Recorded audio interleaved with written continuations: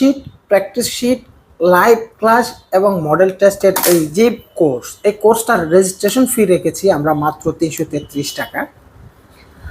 এই ভিডিওতে আমি আমাদের এই শিটগুলো কিভাবে ডিজাইন করা হয়েছে, শিটগুলোতে তথ্যগুলো কিভাবে উপস্থাপন করা হয়েছে, এটা এক নজরে আমি স্ক্রিন শেয়ার আপনাদেরকে দেখাচ্ছি।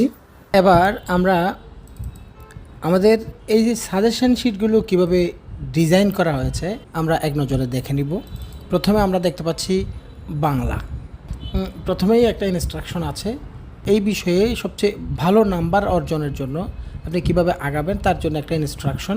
এবং এখানে প্রথমে বাংলা সাহিত্যের গুরুত্বপূর্ণ লেখক, যে সকল লেখক থেকে অবশ্যই প্রশ্ন আসবে এরকম লেখকগুলোকে এখানে রেড মার্ক করে দেওয়া হয়েছে, লিস্ট অফ রাইটার্স।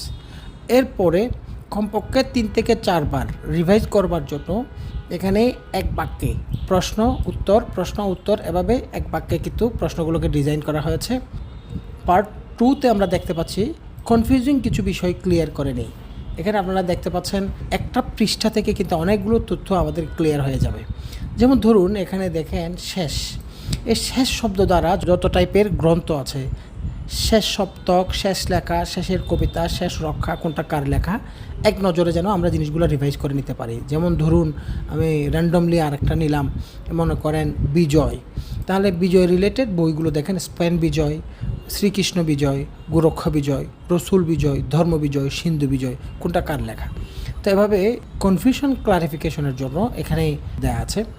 এরপরে পার্ট 3তে এসে আমরা দেখতে পাচ্ছি বাংলা ব্যাকরণের জন্য গুরুত্বপূর্ণ কিছু তথ্য এখানে আনা হয়েছে, নির্দেশনা কোনটা কিভাবে, অর্থাৎ অবশ্যই পরীক্ষায় আসবার মতো জায়গাগুলোকে এখানে চুম্বক অংশ উপস্থাপন করার পাশাপাশি এখানে কিন্তু এক বাক্যে টোটাল বাংলা ব্যাকরণের কিছু প্রশ্নও এখানে সংযুক্ত করা আছে।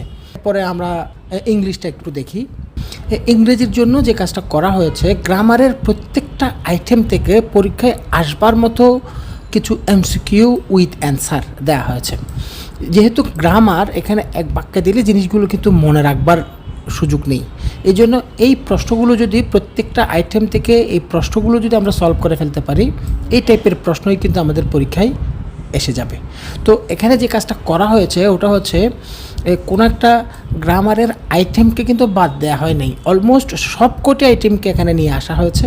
আইডেন্টিফিকেশন অফ ফ্রেজ, ক্লজ, তারপর হচ্ছে the sentence, even sentence based প্রশ্ন আমরা আসতে দেখি, article, right form of verb, subject verb agreement, voice change, অনুরূপভাবে verbals, modal auxiliary, causative verb, subjunctive থেকে শুরু করে এখানে দেখেন রিডান্ডেন্সি, ট্যাগ কোয়েশ্চন, ড্যাংলিং মডিফায়ারের মতো বিষয়গুলোও আনা হয়েছে। এভাবে গ্রামারটাকে টোটাল একটা